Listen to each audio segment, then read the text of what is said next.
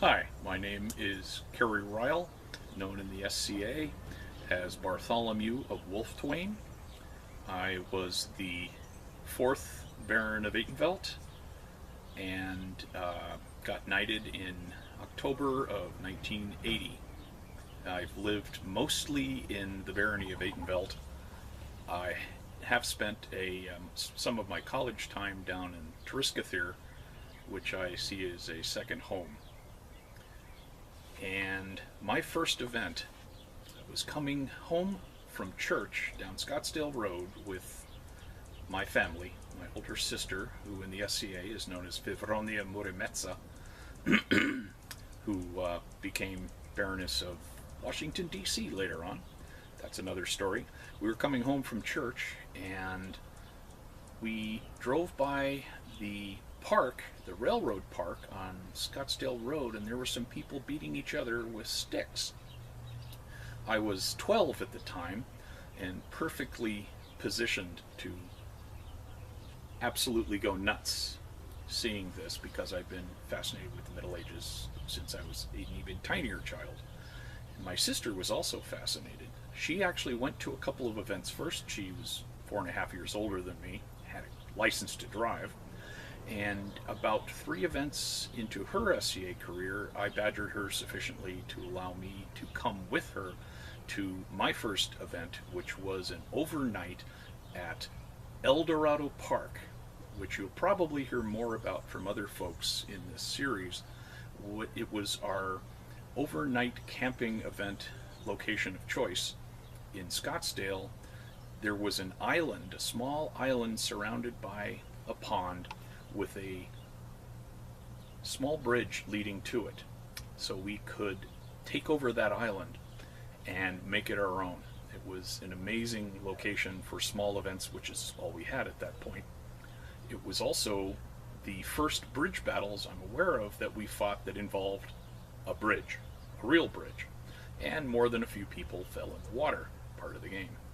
But that is where I started in the SCA, and my earliest magic moment, as far as I'm concerned, was the first time as a 13 or 14-year-old at El Dorado Park being allowed to be on guard duty from midnight to 2 or 4 a.m. And as a young teenager, it was late fall and it was moist, so we actually had fog rising off of the pond, marching back and forth with a little tiny dagger I'd been allowed. I was top of the world. That's how I got hooked on the SCA. Who were you guarding? It was just guarding. We were guarding because there was only one way to get onto the island, over that bridge, and we just didn't want to have people wandering in who weren't part of the group. We kept a guard on that bridge, mostly ceremonial, I have to say, or I probably wouldn't have been allowed to do it as a geeky 14-year-old. Was it a rattan dagger, or was it a real dagger? This was a absolutely Sharp? brilliantly beautiful Nogales letter opener, about that long. But I stuck that in my belt, and quien es más macho, as they say.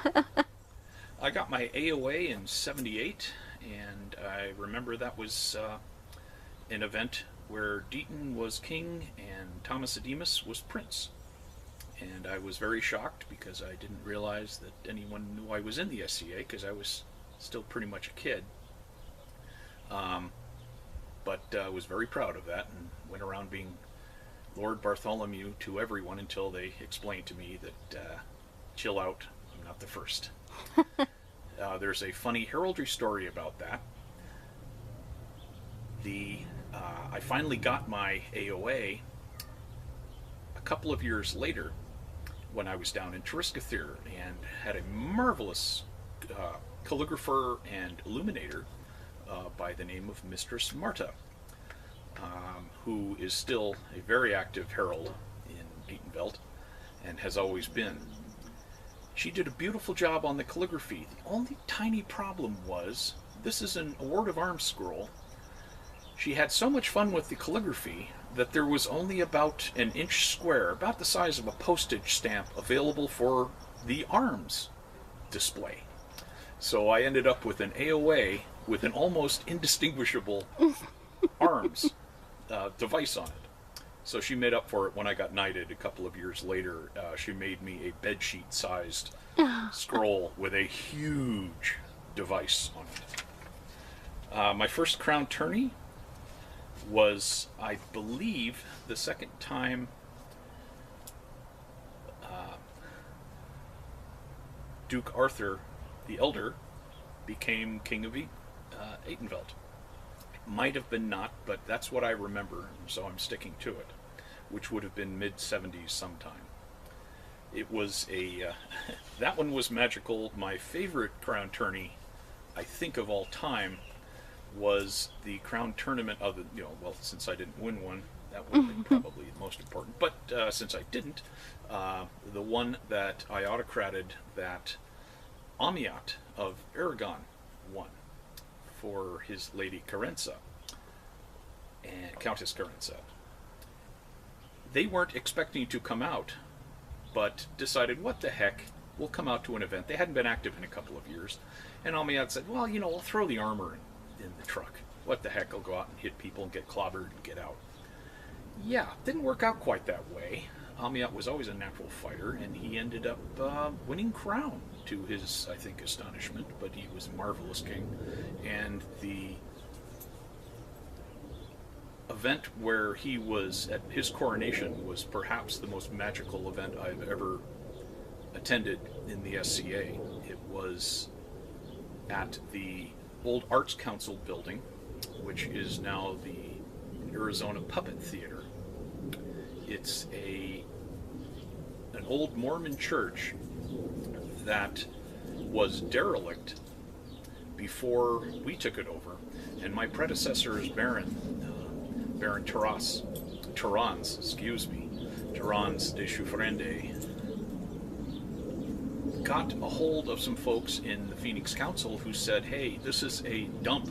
It had been derelict for a couple of decades and was full of garbage and whatever, and they said, if you can do something with it, we're going to have to tear this thing down for this new freeway they're putting through. It was just south of where the tunnel is now. You can use it. So he and I and a couple of others got together and checked it out, managed to weld shut all of the manhole covers that led into the tunnels beneath it, got a bunch of people together, cleaned it out, and we used it free as the most amazing location for an SCA event you can possibly imagine for 3 or 4 years before they realized it was far too good for us and turned it over to other people. So they took it back then after you did all the work? Yeah, well, they started, yes.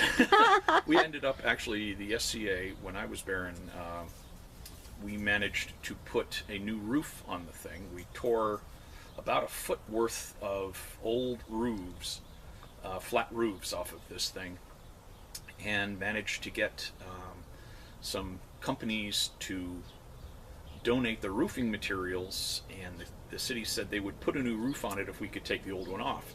So we had about, 40 or 50 people from the Barony of Atenveldt get together on a Saturday and tore that thing apart. It was an amazing adventure. Huge thing. But we ended up, if you can imagine this, with an event site that had a throne room with Romanesque arches under a barrel vault leading to a dais with more Romanesque arches behind it. Perfect throne room. I have no idea what the Mormons used it for, and I'm not asking. Oh, yeah. You slide through these huge diamond-paned half-circle doors into a feast hall with a musician's gallery along one side with doors leading off to classrooms. If you were setting up to have a place built and you had all the money in the world and wanted a baronial seat, this is it. And we used that, as I say, for about 2 or 3 years free, and then they started charging us for various things and finally decided that we were not artistic enough, and we stopped going there. But that's where Amiat's coronation was, and it was one of those events that just exploded your heart. It was so magical. Was there anything specific about the event that made it really magical, or something that stands out? It was lit, I believe, completely with candle light. Oh, wow. It was a winter coronation, so we had garlanded the whole sides of the thing with evergreen, so it smelled incredible. Everyone was dressed to the nines. The site itself was perfect for a coronation. It was just everything clicked, and there are still photographs that I've posted to the SCA website of that event. And if you just take a look at it, you can see the look in everyone's eyes that this is Just it. This is how it's pure supposed awe. to work. Yeah. That was pretty amazing. An event I autocrated. I mentioned that, well, let me just say a couple of things about a couple of tied together events. I had been down in Tucson, Turiskathir, and been pretty active, and we had a baronial champions idea floating around. We didn't have one up in the Barony of Atenveldt, and Sir Terrans, who was Baron at the time, was a good friend of mine, and I was whining to him about the fact that we didn't have a baronial championship, and we really ought to.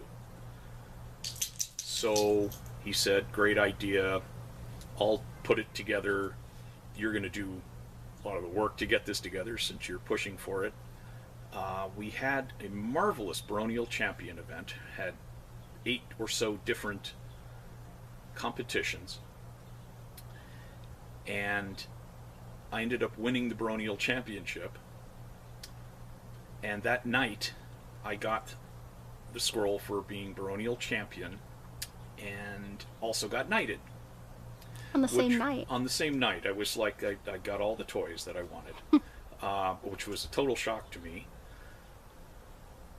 particularly since the king at the time, Heinrich Armpitsbane, from the Outlands, Principality of the Outlands at the time, had decided that he was going to fight whoever had won baronial champions. He was going to be the final fight. So I was fighting him, and one or the other of us took a leg, so we both dropped down, and we went at it for a while, and I threw my best slot shot straight down the center. As it turned out, he had lost his balance for just a second and was falling backwards, and his knees go out to either side, and my sword is coming straight down the center, and the world slowed down to a crawl as I realized I was about to perhaps disturb the possibility of a dynasty here. I managed to pull it off to one side and hit him in the thigh, and I thought, well, that's it for that situation.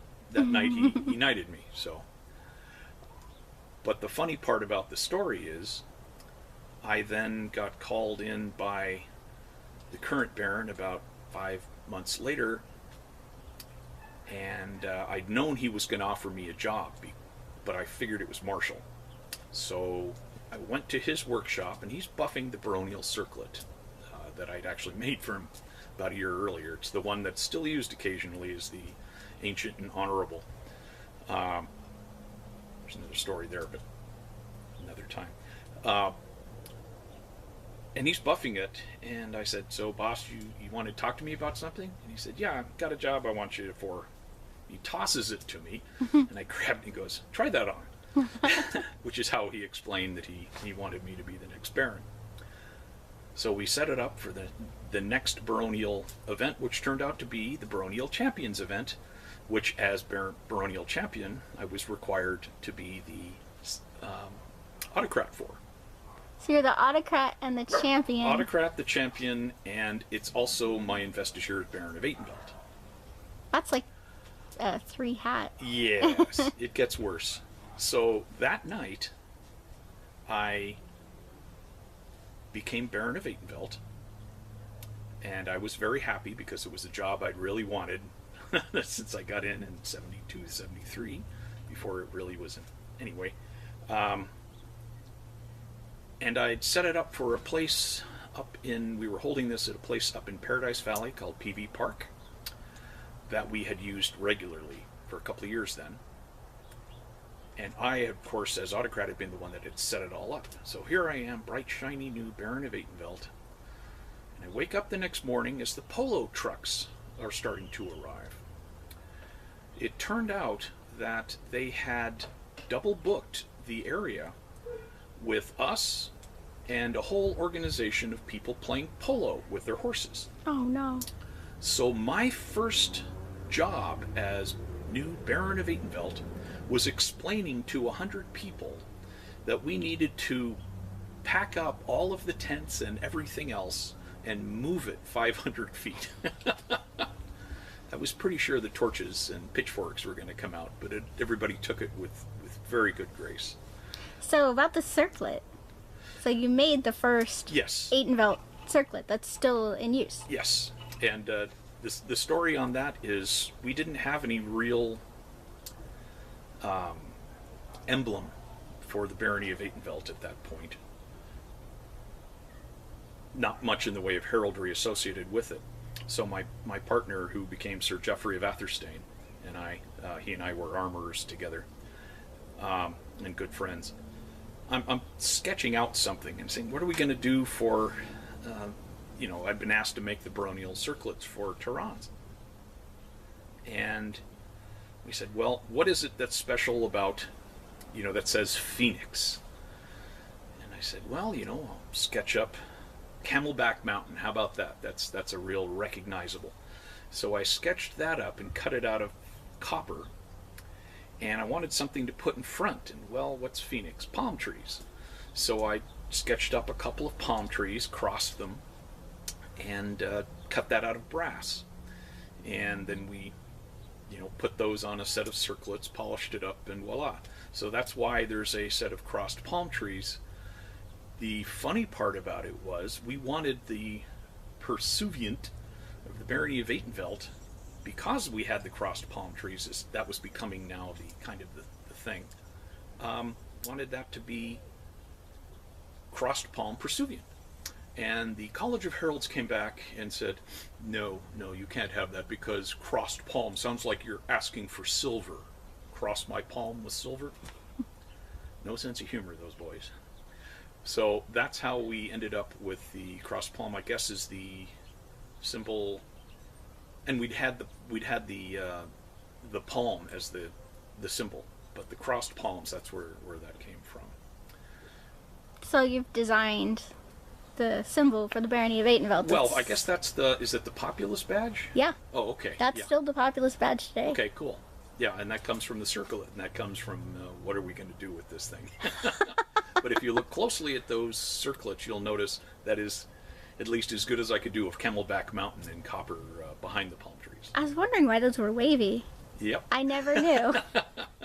Now the mystery's solved. You may notice I didn't say anything about getting a laurel. So it's my impression of Camelback Mountain. So that's the baronial investiture that was probably most special to me. And an event you autocrated. And your first officer position. Yep. So the first coronation you attended. The first coronation I attended, as I say, I think was the second of Duke Arthur's coronations. First Duke Arthur, his second coronation. I believe so. Although it's, to be honest, sketchy. That's sketchy because those guys were so far, out of my sphere. I was the kid in the kitchen at the time, so. Was there anything specific that stood out to you? Just how amazingly beautiful, to my eyes, the costuming and the chivalry was.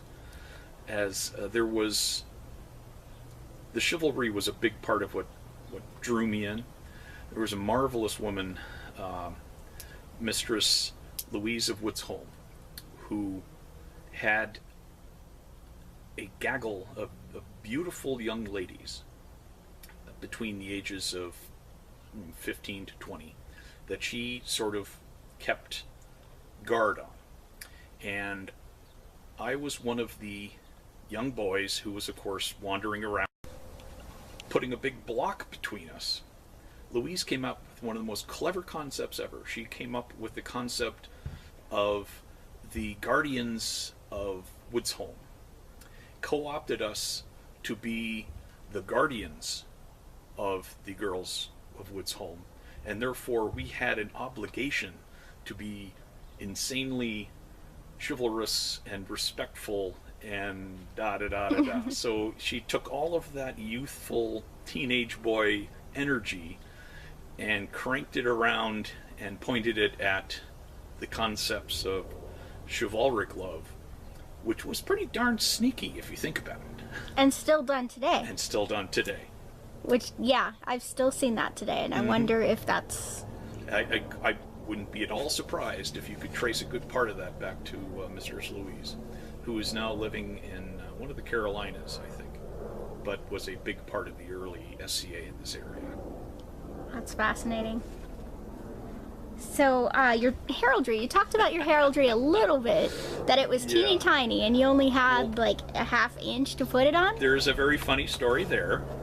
I drew up my device when I was 12, because that's when I was getting into the SCA. I still have the little leather patch that I carved my device onto from when I was 12.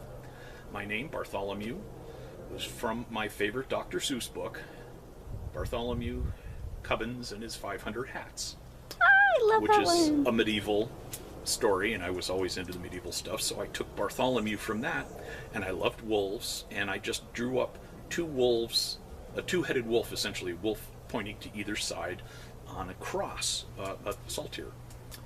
And I thought that looked cool, so I decided, well, two wolves, Wolfetwain. So Bartholomew of Wolfetwain. I put in my device in, for the first time, I think in 74. It was passed the same year I got knighted in 1980. Oh, goodness. It was never turned down. Every herald I ever talked to loved it, but for some reason it just kept getting misplaced all along. But when it finally, no, I'm sorry, I'm wrong. It was passed in 78. And I know that because when it finally did pass, and I'd been giving the heralds massive abuse for the fact that it hadn't been either passed or turned back to me, the herald, and I wish I knew what her name was, I don't remember, but the baronial herald said, "Congratulations, it's passed." And I said, "Well, about bloody time." Blah, blah, blah, blah, blah. She goes, "Well, okay, it's passed. What is it?" I said, "Well, you know what it is. It's, it's red with a..." And she said, "No, blazon it." "What, you've been sitting here complaining about this all this time and you don't know how to blazon your arms or device?" And I felt like a total jerk, so I went off, and to this day, gules, a saltire or, overall and base, two gray wolves' heads, a race to dorse, conjoined at the next proper canis lupus. Never forget it. Never. On my deathbed, I'll know how to blazon that. The funny part about the name, Wolfetwain it's Wolf, silent E, Twain. When I got my Knight Scroll, it didn't have the silent E in Wolfetwain. I could not get my Knight Scroll. I'm sorry, it had a silent E. When I'd originally passed my name, it didn't have a silent E. In order to get my Knight Scroll, I had to change my name through the College of Heralds to put in that silent E. The way I got back at them on this was, since I had just become Baron of Atenveldt, if you look at those early scrolls that I signed, I put silent E's everywhere. Every other letter, every fifth letter, I just littered things with silent E's for about a year and a half. So what happened with all those scrolls? Oh, they're out there somewhere. They're all still totally legal. It's all silent, As long as it's silent. Was there a demo that you attended? Oh, we used to attend so many demos, and used to love doing that. That was always so much fun. I remember one time we were doing a demo at a grade school, and I always had the kids carry the armor and weapons because they loved that. You probably couldn't do that nowadays. Oh, no, you still can. Oh, good. It's blunted. Yeah. It's play equipment. Yes. It's for plays. Ah, okay, sports equipment. That's Sports what we always equipment or called it. Yes. props. But there was one kid who was like third grade, and he's holding my helmet. which, by the way, I fought in at Penzic this year in the helmet that I made when I was 16. So it's been around a while and still functional and legal, strangely. He's holding this helmet, and he's at the front of the pack, and he's looking puffed out. And he tripped over something and dropped the helmet on the concrete. And he was mortified. You can see his eyes got real big. And I said, "Don't worry about it, my lord. If it's going to break, I want it to break there, not up here." I thought that was kind of cute. Yeah, demos at the schools were always one of my absolute favorite ways to give a little back to the community. Yeah, mine too. What about Estrella War? I can imagine that you've been to the ones where they were back out at Estrella Park. I have been at every Estrella except one.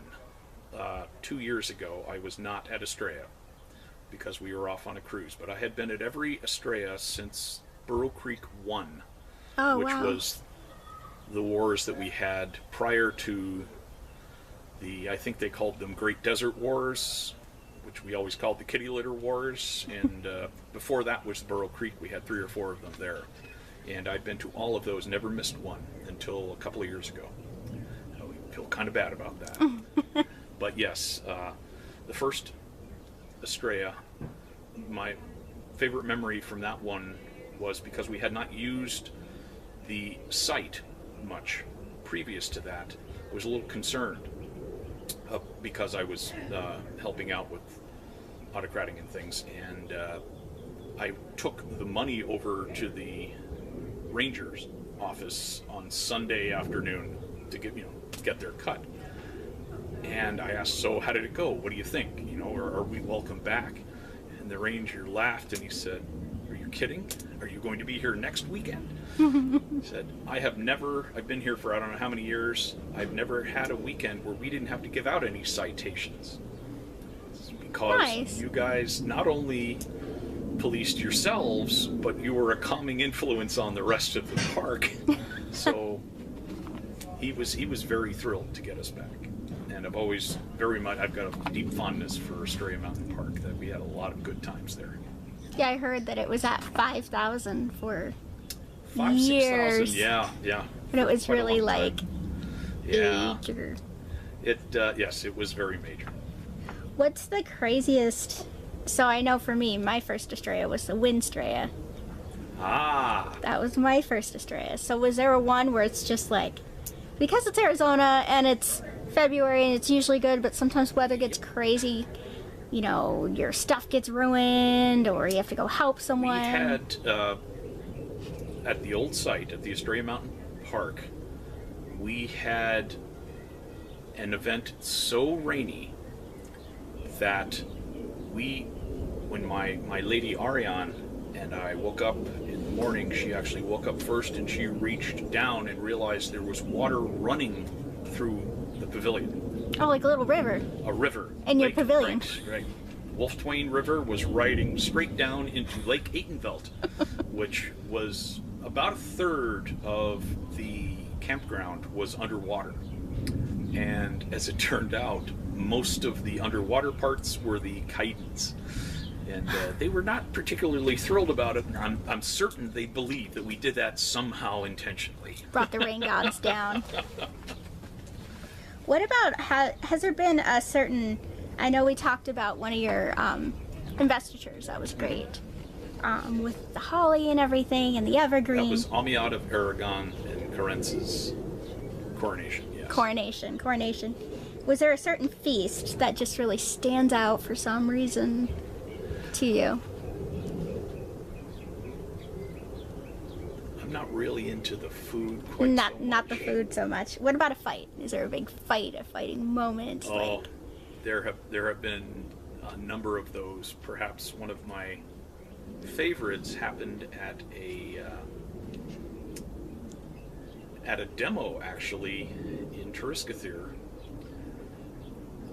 I used to wear full plate armor, and I was fighting the then Baron of Turiskathir,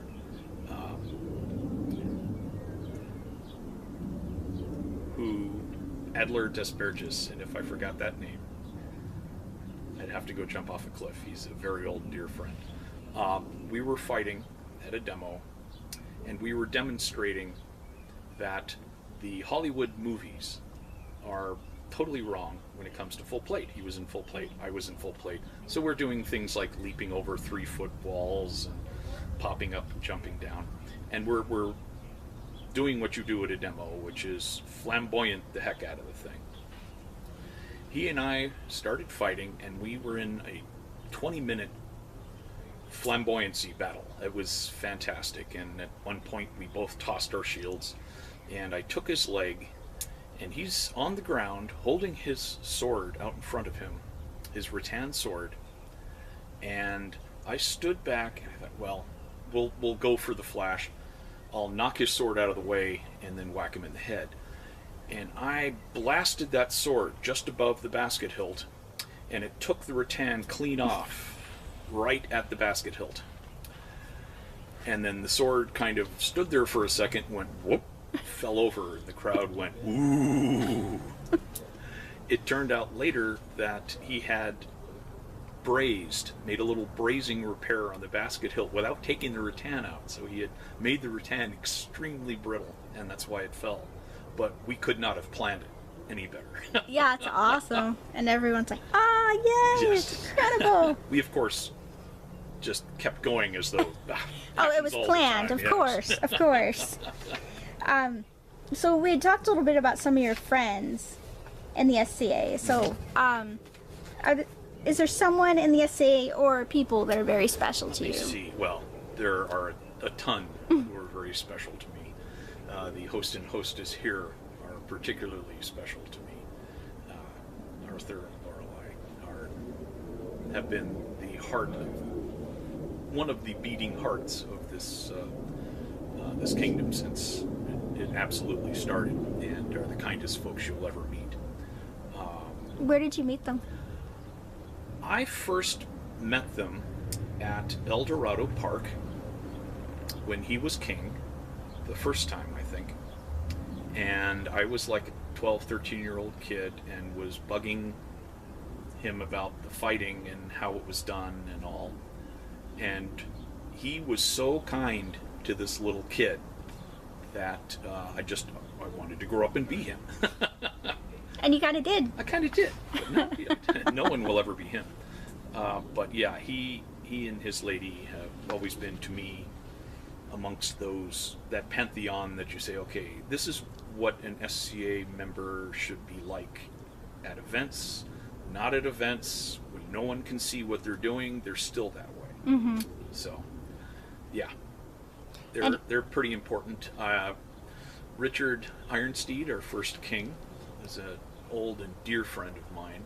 He and I actually worked as security guards together back when I was in college, and he was a struggling science fiction author, and we talked philosophy and society and whatever into the nights many times at various sites. He not only was our first king, but when I became Baron, he did me the honor of becoming my seneschal, which was darn nice of him, because he wasn't terribly active at the time, and as it has always been, seneschal is one of those jobs that has way more responsibility and angst associated with it than you ever get credit for or notice for, unless something goes wrong, in which case everybody knows your name.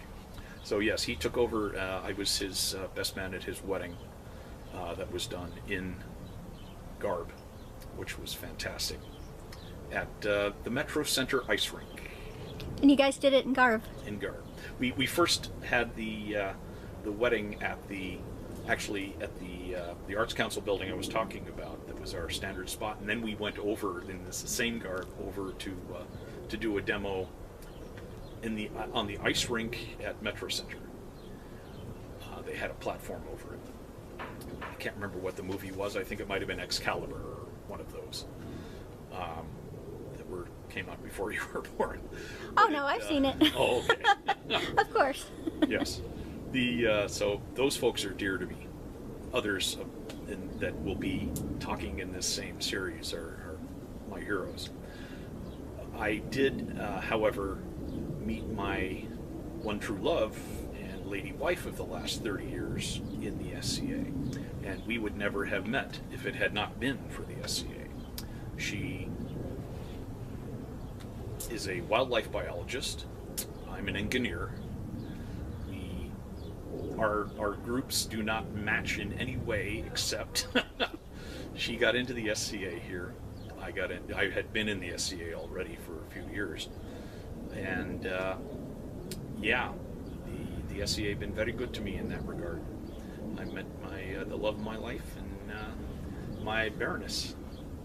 Where did you meet her? How'd you meet? We met at the coronation, I think, or the investiture of my predecessor's predecessor, Viscount Ivan du Grey, at the Alwyn House. I don't know if you've ever heard of Alwyn House. It's an arts house, Central Phoenix. We used to do a few events there, and it was it was an event, and I was a old veteran of probably 19 at the time, and full of beans and other things. And she thought I was a jerk, and I was. But she noticed me, and then I noticed her, and then we both dated other people, and kept running into each other in the SCA, and realized what good friends we were. A few years down the road, we decided, you know what makes sense here? Let's get married. So we had a marvelous wedding. We did a mundane wedding. About a month later, we did an SCA wedding. She ended up getting her laurel for, amongst other things, brewing, so it was some of the most amazing mead that you've ever drunk at our wedding. At the time, the Baroness of the new Barony of Sundragon, Mary Margaret of Derby, was Baroness, and I was living in Sundragon at the time, as was Ariane. So I showed up at one of the events in actually at Astoria Mountain Park, walked up with all of my men, my retinue in full armor, me in full armor, walked up to the Baroness, bowed, pulled out, turned to her, said, Your Excellency, I am in need of a wife. My life is alone. I need a wife. And I pulled out a bag that jingled. I tossed it at the feet of the Baroness and said, I'll take that one, pointing at Ariane. And Mary Margaret stood up in a rage and puffed up and said, we don't do it like that in this barony, Norman. So we had the full negotiation of what her dowry would be and bride price, and all of which ended up being mead and ale and everything that was going to get consumed at the wedding. Yes. Oh, that's fantastic. It was a good time. Is there an award that you've received that was special to you? To me, the two that are most special to me would be my knighthood. I'd always, as a kid, of course, wanted to be a knight. I made my first suit of armor when I was 15. I was allowed to start fighting in it at 16. It was the second or third set of full plate in the Kingdom of Atenveldt at the time, because I had apprenticed myself to the person who made the second full suit of plate armor, which was Sir Woodford of Lorien, and he helped me make a suit of armor. So I came out at 16 in a full suit of plate when pretty much everyone else was in knee pads and carpet armor. And so they assumed I was some hot stick from out of town. And for the first 2 or 3 fights, I had them all scared, and then they figured out I was a kid and had no idea what I was doing, and then they pummeled me mercilessly. So that all worked out. But I had always wanted to be a knight, and I worked my life around what I considered the knightly virtues. So when they finally clapped me on the shoulder that night when I was becoming baronial champion, I was confused to start with, and then they hauled me forward and made me a knight, which to this day is one of my proudest accomplishments, as far as I'm concerned.